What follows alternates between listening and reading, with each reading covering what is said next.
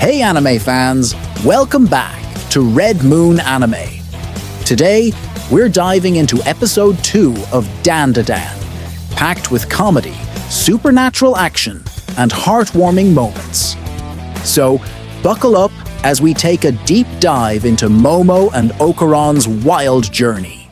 The episode begins with Momo growing frustrated with Ken's insistence on calling himself Ken Takakura. In classic Momo fashion, she flatly refuses to accept this name, exclaiming, "I refuse to accept that." Stubborn as ever, Ken stands his ground, but Momo has had enough. She collapses to the ground, throwing a tantrum while shouting, "I don't want to listen." In her distraction, she accidentally unsuppresses Ken's curse, causing him to start transforming back into Turbo Granny. As Turbo Granny takes over, she demands to be allowed to gobble that weenie. However, before she can cause any more chaos, Momo steps in, using her psychic power to throw Turbo Granny against the wall, which snaps Ken back to his normal form. Momo then establishes a new rule. Ken can never use his real name again. Instead, she names him Okarun, because he has an affinity for the occult, warning him that she will kill him if he ever uses his true name again. Ken reluctantly agrees, saying that Momo has left him no choice. This leads to one of the funniest moments of the episode as Momo teases him. Momo realizes it's almost morning and assumes that Turbo Granny won't come out anymore since ghosts typically only appear at night. She invites Ken to her home, but the situation is far from peaceful. As they approach her house, Momo warns Ken about her strict grandmother, joking that her last boyfriend almost got killed by her. However, as soon as Ken steps over the threshold of Momo's home, his body bursts into flames. Momo quickly throws him into a nearby river to extinguish the fire. It turns out Momo's house is protected by a barrier designed to keep out evil and misfortune.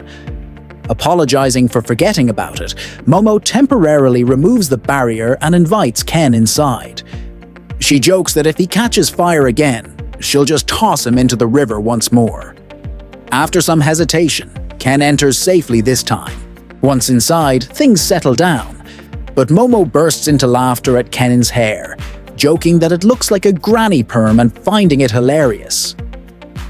This leads to a playful yet tense argument between them. Momo heads further into the house and notices her grandmother isn't there, so she calls Ken to come inside as well. As she steps into her room to change, she asks Ken to close the door. But just as he does, Momo hears Ken screaming from the hallway. Suddenly, Ken bursts back in, mid-transformation into Turbo Granny, reminding Momo of the curse. Shocked, Momo quickly covers herself and scolds Ken for barging in. Using her psychic powers, she tosses him out of the room and demands he face the wall while she finishes changing. Once she's done, Momo hands Ken some clothes to wear, joking that even though they're female clothes, it should be fine. As Ken starts to change, Momo teases him, asking, "You don't have anything down there, right?" Startled and embarrassed, Ken turns around, demanding to know what she means. He quickly turns back and apologizes, thinking Momo was still changing. Momo reassures him it's okay, and then asks to see for herself, reminding him that Turbo Granny mentioned the curse took his weenie. Panicked, Ken checks and is horrified to discover that it's really gone. Momo teases him further, saying she wants to see what it looks like now. Angry and flustered, Ken refuses and snaps, asking if she's stupid. Momo continues teasing, saying, "But there's nothing there, right?" Frustrated, Ken retorts that the issue isn't whether it's there or not, and he blames Momo for challenging him in the first place. Momo fires back, saying she was never interested in his occult stories. She only argued with him because he kept talking to her. Ken then quietly admits that he didn't want to miss his chance. He confesses that he's always wanted a friend, and that's why he tried so hard to talk to her. but now realizes that Momo lives in a completely different world, which he doesn't belong in. He apologizes for dragging her into danger and tells her she can ignore him once all this is over. Momo, annoyed, tells him that this is exactly the problem, which is he assumes how others feel and jumps to conclusions without asking. And the reason he doesn't have friends is that he pushes people away. She comforts him, saying not to talk about ignoring each other and they can just talk about the occult, like normal. As the moment starts to get emotional, Ken suddenly stands up and blurts out that Momo is ugly, which immediately upsets her. Furious, Momo grabs him and demands to know what he just said, sparking a hilarious back-and-forth argument between the two again. Things take a strange turn when the doorbell rings, catching Momo's attention. She notices it's a sound she's never heard before. Momo explains that her house has 2 doorbells, one for humans and one for evil spirits. Then she sees the talisman she had removed earlier lying on the table, realizing that something is outside. Ken asks what they should do, and Momo quickly tries to put the talisman back, explaining that if it's an evil spirit, the talisman will burn it. Ken nervously points out that it might burn him too. Momo reassures him, telling him he can just step outside the property boundary. They cautiously head outside, but find nothing there. Confused, they wonder where it went. Ken starts to sense something is wrong, as dark clouds gather overhead, and suddenly they find themselves trapped by a high wall. Momo urges them to leave the property, but the wall is too tall to escape. She then suggests attaching the talisman to the Torii gate, but Ken stops her, pointing out that the gate is embedded in the wall, making it impossible to leave. As Momo wonders what to do, both she and Ken suddenly start bleeding from their noses. Momo looks around and realizes it's because of the black fog surrounding them. Just then, a spirit emerges, accusing them of breaking a promise and attacking them. In the chaos, Momo drops the talisman, and they are forced to flee as the spirit chases them, demanding the banana organ. Things take an unexpected turn when Ken realizes the spirit isn't just a ghost. It's an alien. He identifies it as a Flatwoods monster, a 3-meter-tall extraterrestrial. Momo is shocked and asks how a ghost chime could react to an alien. Ken explains that, based on his research, people who witness spiritual phenomena often see UFOs as well, suggesting a possible connection between ghosts and aliens. The alien releases more of the poisonous black fog, and Momo panics, saying they need to act quickly or they'll be killed by the toxic fumes. However, she's struggling to use her psychic powers because she's also suppressing Ken's curse. Meanwhile, Ken is halfway transformed into Turbo Granny. As they run to a safer spot, Momo uses her psychic abilities to suppress Ken's curse further, but his hand remains transformed.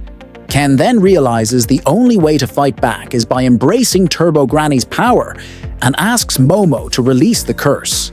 Surprised, Momo questions why, but Ken confidently replies that he's not afraid of aliens and suggests she release just the physical curse while keeping his mind under control. Despite her concerns, Ken insists that she can handle it. With Turbo Granny's power coursing through him, Ken gains incredible speed and strength, saving Momo from the alien's attack, which surprises her. However, Ken starts speaking in an unusual way, annoying Momo, who tells him to stop talking like that. But Ken continues, saying he'll handle the alien and be back soon. Momo warns him to watch out, but the alien attacks Ken before he can react. Just as Momo fears for Ken's safety, she hears his strange voice praising his own reflexes and notices that some of the alien's fingers are missing. Ken attributes this to Turbo Granny's powers, but seems oddly dejected about it. Momo, amazed by his newfound abilities, thinks to herself that this might just be the key to their survival. Just as Ken thinks he's ready to defeat the alien, blood suddenly spills from his mouth, and the alien attacks him once more. It demands the banana back, insisting that Ken return it. The scene shifts to Ken, lying on the ground, transformed back into his normal form. He gasps, explaining to Momo that his body can't keep up with the curse's power. It feels like he's about to burst into a million pieces. He realizes that this level of speed is beyond human capability, and despite his efforts, he only managed to break 5 of the alien's fingers. Defeating the entire creature seems impossible. As the alien assumes a sumo wrestling position, Momo has a sudden realization. If they can make its hand touch the ground, they might have a chance of winning. She instructs Ken to aim for the alien's legs while she uses her psychic powers to trip it. During their struggle, Ken cries out that he can't take it anymore. Momo, determined, holds back the curse with her right hand and engages the alien with her left hand, forcing the alien's hand to touch the ground, which causes part of its body to vanish.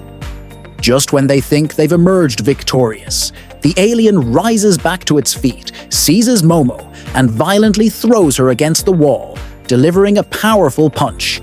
Ken strikes at Turbo Granny once more but quickly reverts to his human form, prompting Momo to call him a real nuisance.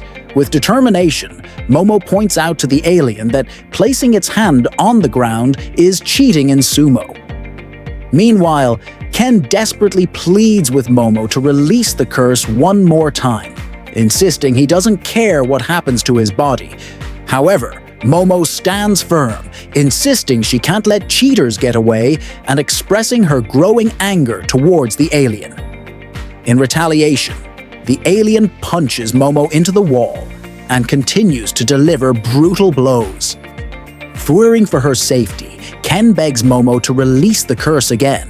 Yet, Momo reassures him that everything is fine and that the depth of the situation is perfect. Because if she's this deep into it, it means she's outside the Torii Gate. In a dramatic twist, Momo taps into her psychic powers, grabbing Ken and reapplying the talisman, which causes the alien to burst into flames.